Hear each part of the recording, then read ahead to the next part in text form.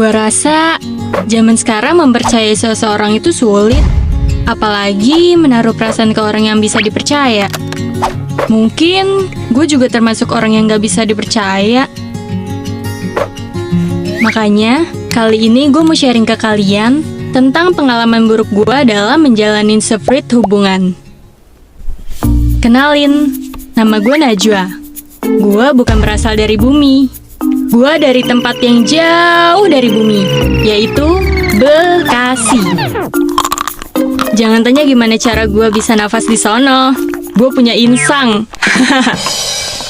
Jadi, gue tuh sebenarnya udah punya pacar. Namanya Rehan. Kita pacaran dari awal masuk SMA. Semuanya berjalan menyenangkan dan semestinya. Ya, pacaran anak Bekasi nggak jauh beda lah ya sama gaya pacaran anak Jakarta. So, nggak usah cengin kita ya. Kadang kita hangout bareng, party bareng, ngupil bareng. Bahkan, tiap tanggal jadian, kita selalu ngerayain.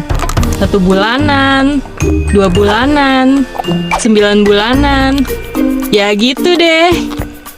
Sampai akhirnya, ada hal yang bikin gua khawatir. Nanti setelah lulus hubungan kita bakal gimana? Secara Rehan lanjutin kuliah di univ swasta di kota Bandung. Kebayangkan kalau ntar si Rehan kecantol sama Melia di Bandung? Sesudi aing. Sebenarnya sih gue pengen kuliah bareng dia di Bandung. Tapi banyak gue khawatir gak mau ngelepas anak kesayangannya ini. Ya kali dah gue jadi LDR-an. Dengan berat hati, akhirnya kita LDR-an Jakarta-Bandung.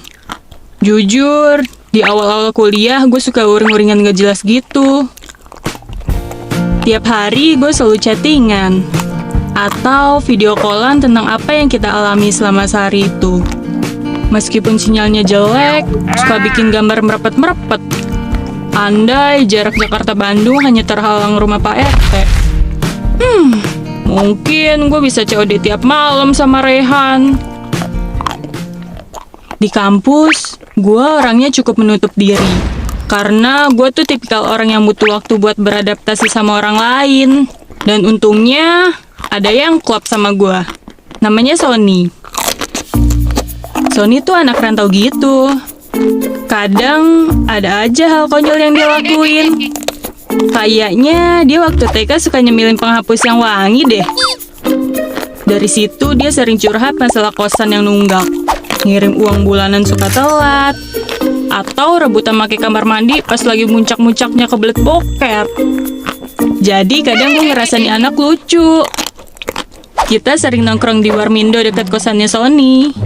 Ya, abis kenyang gue mampir ke kosannya. Ya you know lah ya ngapain. Ya belajar lah. Belajar memahami. Namanya juga hati. Kadang gue butuh namanya kasih sayang dari orang yang deket sama gue. Tapi tanpa disadari gue mulai baper sama kedekatan Sony ke gue. Diam-diam tanpa sepengetahuan Rehan, gue suka jalan gitu sama Sony. Ya palingan nonton atau makan doang. Tenang aja, kita main bersih. Tapi pelan-pelan di situ gue sadar, ini nggak benar. Gue harus jaga jarak. Gue sama Sony kan cuma sebatas temen. Apa gue harus ngejauh dari Sony? Sedangkan Rehan jauh di sana nggak bisa ngasih gue belayan. Gue bingung. Pelan-pelan gue ngejauh dari dia.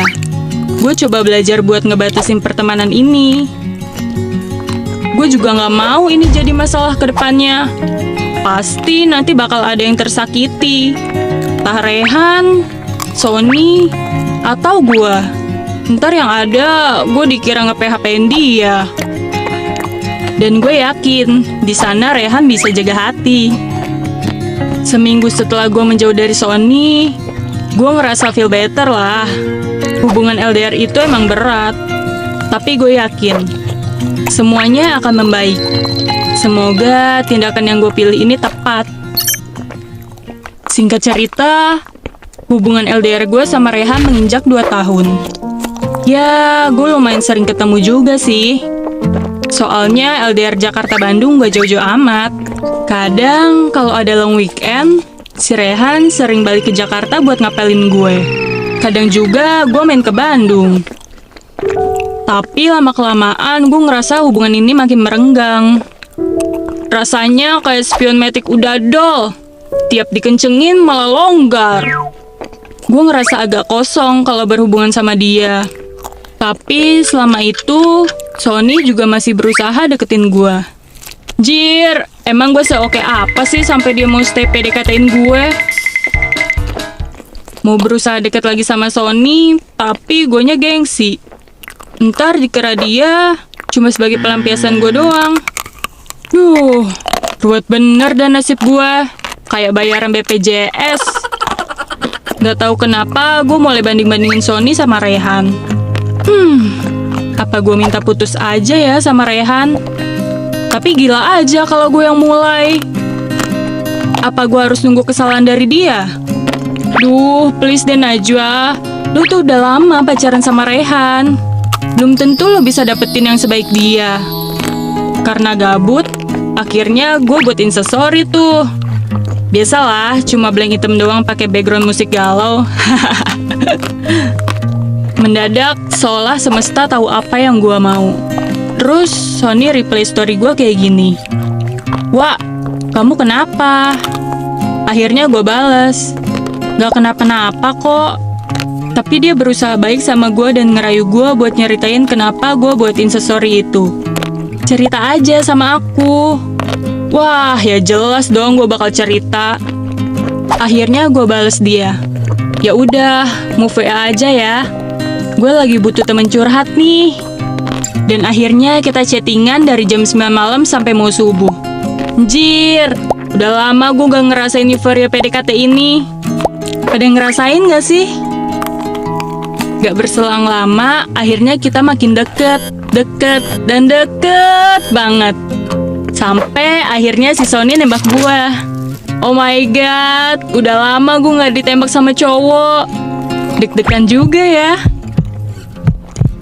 Gue sih gak kaget. Secara emang dia getol banget deketin gue dari dulu. Oke deh, gue terima. Tapi Rehan gimana ya? Jujur, gue masih ada rasa sayang sama dia. Tapi jujur, gue butuh seseorang yang selalu ada di deket gue. Beberapa minggu ini, gue jarang banget komunikasi sama Rehan. Sampai akhirnya, gue paksain buat menghubungin Rehan. Kalian paham lah ya maksud gue apaan. Dan Rehan ngangkat telepon gue. Halo Yang. Terus dia jawab. Tumben banget nelpon jam segini. Kenapa? Gue berusaha basa-basi. Tapi emang nih mulut kalau buat mutusin orang berat banget. Nggak apa-apa kok. Cuma mau ngobrol aja. Oh, kirain kenapa? Tenggorokan gue jadi gatel.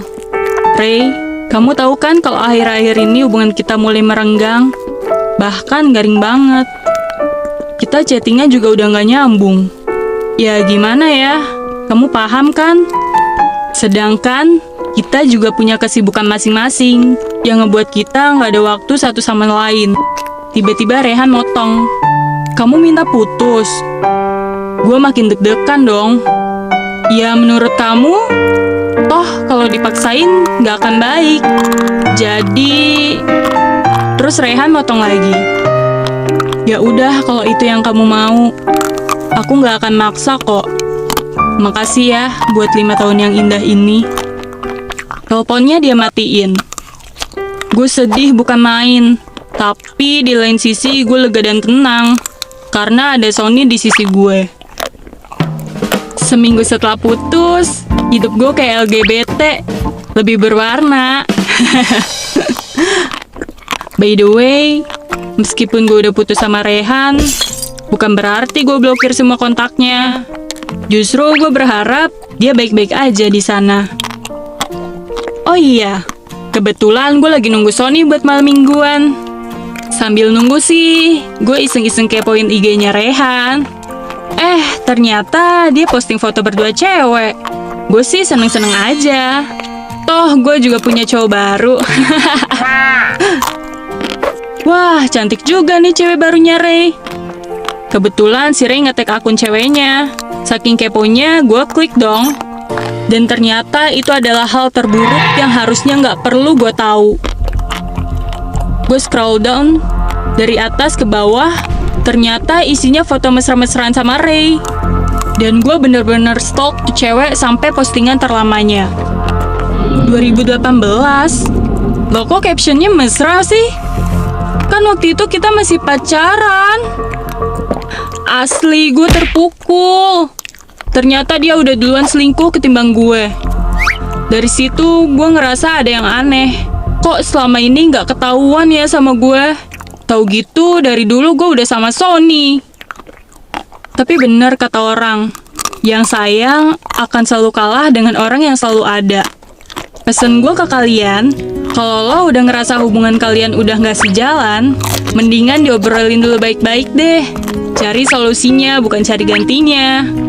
Daripada lu hianatin pasangan lu sendiri.